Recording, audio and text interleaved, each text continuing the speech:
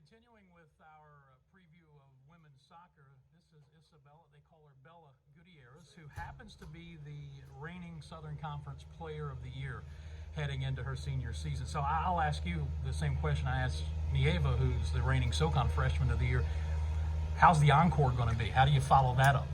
I think obviously with 1 year left, I have unfinished business. You know, it's one thing to win it as a junior, and I am incredibly blessed to do so, but if they think I'm just going to lay off the reins and not do anything this year, I think they're absolutely crazy. So obviously going for that second championship and the second Player of the Year is my goal for this year. Well, it sounds like motivation is not an issue for you. No, sir. No, sir, not at all.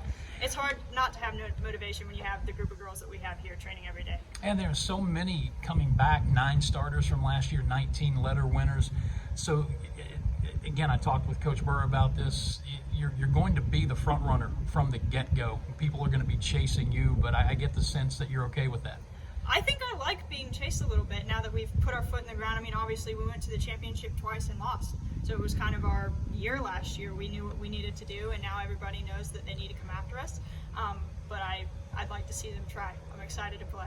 All right, so you're a senior, reigning SoCon Player of the Year. Obviously, by default, that's going to put you into a leadership role. Is that something else that you embrace? Yes, sir. I love it. I think that it's an awesome and amazing opportunity to be able to lead a team like this with women who are just so empowering and incredible and don't necessarily need a leader. So it's really our job just to facilitate the greatness that is on this team and make sure it shows on the field and off the field. This is a program with so much tradition, and last spring made it back to the NCAA Tournament for the first time since 2015. What was that like? And it didn't go the way you wanted to, obviously, with the loss to Rice. How does that serve as motivation for the fall? Obviously, the experience was incredible, even with COVID, and we got to see NCAA at its finest. And yes, we did lose, but it did give us a taste of, hey, not only did we score first, but we can hang with these teams in NCAA in different conferences. So obviously, conference championship comes first, and then winning that first round NCAA is an ultimate goal of this team. All right, we talked about leadership. With that comes a lot of responsibility. It's one thing to be in that role with players who know you. We mentioned 19 letter winners coming back on this team. There are 6 new faces, 5 freshmen and a transfer. How do you ingratiate yourself to them? How do they fit into the dynamic of this team? I think from the get-go, it's important to this team that we make sure the freshmen feel embraced and a part of this family, whether that be just including them in team activities or making sure that in practice they're not just in a group of freshmen by themselves.